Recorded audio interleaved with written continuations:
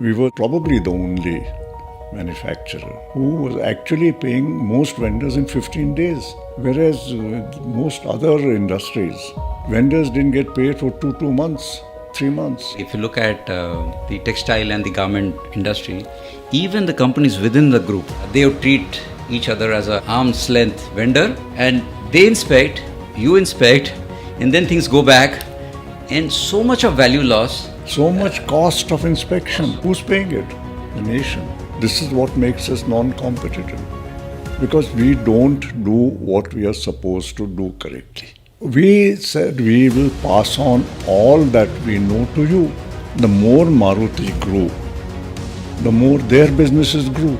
It was in their self-interest to actually work to improve quality and to improve their costs. The issue which you're raising is, should the manufacturer of the finished product support his vendors in terms of improving their quality and productivity or not?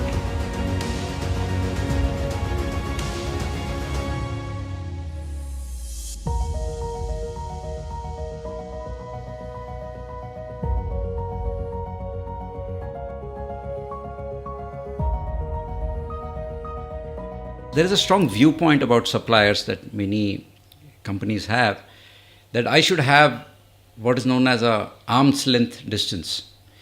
And the meaning of that is, for the next purchase order, you should not be sure, you should compete.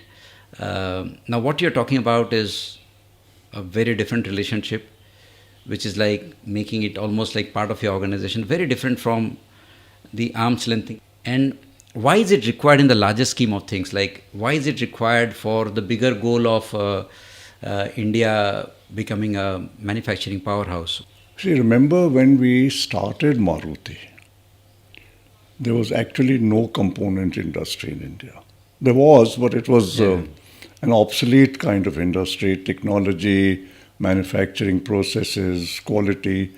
None of that was acceptable.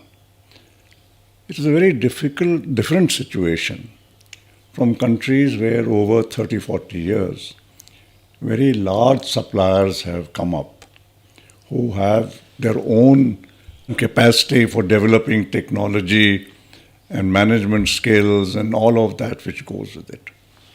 So the practices which are followed in countries which have a mature industry could not possibly be applied to India when we had to actually develop an industry. That's the first big difference. And it applies in a whole lot of areas, that you can't just copy what somebody else is doing. You have to see what your own situation is. Now, at that time, our suppliers were very small. They did not have the capacity even to engage consultants who would help them with ISO certifications or better processes or anything like that. That had to be kept in mind. More importantly, if a vendor was going to invest money in creating a capacity and a technology for me, and if he felt that after, let's say, 3 years of a contract, I would put it out for bidding again, or somebody else came and says, I'll give you 5 rupees less cost, I'll dump him. Will he have the motivation to invest? Will others have a motivation to invest in increasing capacity, improving technology? Clearly not. Absolutely not, yeah.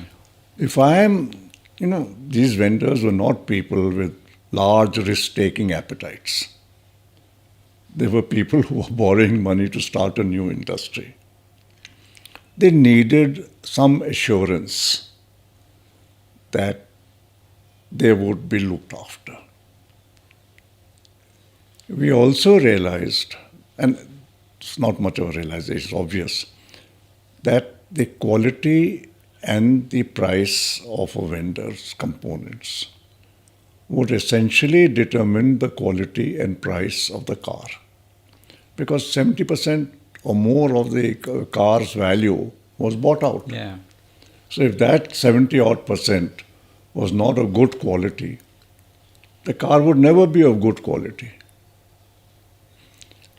You would remember those days that one of the two cars which was available, people used to take the car and then first thing was send Go to the workshop and get a whole lot of yeah, components yeah. changed. You got to be friends with the mechanic. You have to be friends with the mechanic. Yeah.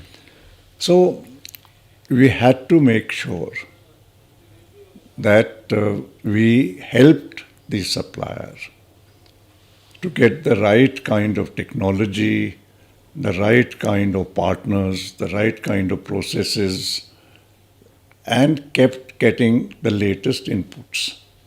Where would he get those inputs from? Only from Maruti. Because we were learning from Suzuki. We had a source of technology and better practices in manufacturing and quality and all of that. We said we will pass on all that we know to you. And you create that cell to keep on And advising, you consulting. keep improving your products and giving it to us. Yeah. It's an interdependent situation, really. Vendors also saw that the more Maruti grew, the more their businesses grew. Yeah. I think And therefore, it, in a sense, same question I said of self-interest. yes. It was in their self-interest to actually work to improve quality and to improve their costs. Yeah. So in fact, the basics like you're helping them improve productivity, and as they're improving productivity, you can share the gains. The two parties can share the game, and also taking care of the risks because these small players would need payments on time, and You things. know our payment system. Yeah. We were the only, actually, probably the only manufacturer who was actually paying most vendors in 15 days. Normal 30 days was the contract. Yeah. So nobody went beyond 30 days in Maruti. Many got them in 15 days. Yeah. Whereas most other industries, Yeah. vendors didn't get paid for two months, 3 months. It still happens because people believe that if you have a working capital issue, the best bank is the vendors themselves, and I think that's where the trust breaks, and then you start saying that let me get another order, then your next delivery is not on time because my capacity is booked by somebody else. So, and then things like that, what you highlighted is that the cost of doing business, because anyway, what many companies are bothered about is the cost for which I write a check has to be lower. But what you are highlighting is the indirect benefits. Like, for example, if your suppliers are kind of transparent, dedicated to you, doing things in a win-win manner, you'd get less erroneous parts reaching at your level. Your inventories can be very well managed. The inspections are very less. That's what's happened with our vendors. That's because what. we kept working Yeah. with the vendors so that ultimately, they could be self-certified. In the beginning, all vendor supplies had to be inspected and counted. Now, we told the vendors, look, why should I incur an extra cost of inspecting what you send to me and of counting what you send to me? That's your job. So put in the systems where you send me the right material with the right numbers Yeah. so that I can put it straight away onto the line. I shouldn't have to look at any kind of inspection. And I know of industries like if you look at the textile and the garment industry, even the companies within the group, they would treat each other as a arm's length vendor, So inspect. and they inspect, you inspect, and then things go back, and so much of value loss, So much cost of inspection. cost of inspection, and I was working in BHL before I came to Maruti. And we had a proper quality inspection department, full-fledged. NTPC got a contract when NTPC started, they got the first one. They gave contracts to BHEL. They put their own guys in the BHEL factory for stage-wise inspection of material. No, it's all extra cost. Who's paying it? The nation. So when we say India is not competitive, this is what makes us non-competitive. Because we don't do what we are supposed to do correctly. Yeah, I think connecting to that theme of India becoming a manufacturing powerhouse. So when you have, let's say, a big manufacturer, and let's say who has a partner, suppliers who are small, and when you're taking care of them, that industry itself starts flourishing. And I think what Maruti did, being such a large player, it actually helped create the auto component industry, right, in a way. See what size of component industry we have today. Yeah, close to, I think, All 70 billion. the foreign car companies came to India in the beginning of this century. Yeah. Because there was a component industry in India. Yeah.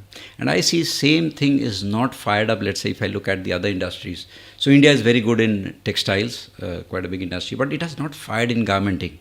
Now, textile is the big brother here. In the garmenting is the recipient, is the small brother. Even within the same group companies, they would not have this kind of a win-win arrangement. The philosophy is, hey guys, if the garmenter has a choice, he should go to another fabric player. And the fabric guy says, if I have a choice, I will supply to some other garment player. Interestingly, they look for where can I get a better price? Yeah, interestingly, a lot of textile companies would be supplying to competition. It's very short term. Yeah, and competing and making the same garment factory, compete with the other one. And if you see, the garment industry has not fired up in a big way in the country, and that's also a big employer. And I see one of the reasons is, okay, we can keep saying labor reforms and all, but the big giants, right, when they have opened this garment factory, why can't they fire up? Why can't they treat that as your own arm? And then you can see that things firing up there also. The issue which you're raising is, should the manufacturer of the finished product support his vendors in terms of improving their quality and productivity or not? Should you support your supply chain? Should you help in developing your supply chain? Obviously, if you are a small manufacturer, you can't do it. But if you are a big manufacturer, you certainly can look after and develop your own supply chain. Yeah.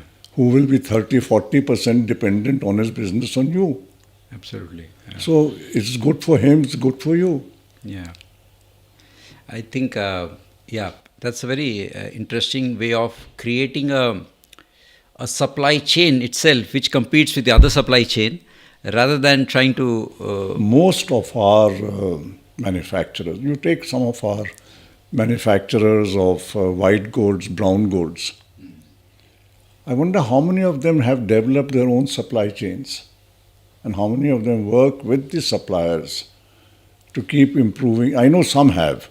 Very few, and mostly because they're looking for the cheapest source, so buy from China. The cheapest thing is the problem. Yeah. Of course, you should look for cheapest. Yeah, but there are other ways to make it cheaper. By helping improve the systems. Absolutely, absolutely. So there are these big giants who would say, let's buy from China, just put our brand name and sell.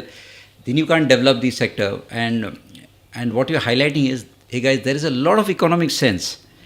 Don't just look at reducing the numbers on what you're signing the check. Build up the system, and it'll give you many times more indirect benefits. Think a little bit more long term. Yeah. Not just week to week. Yeah.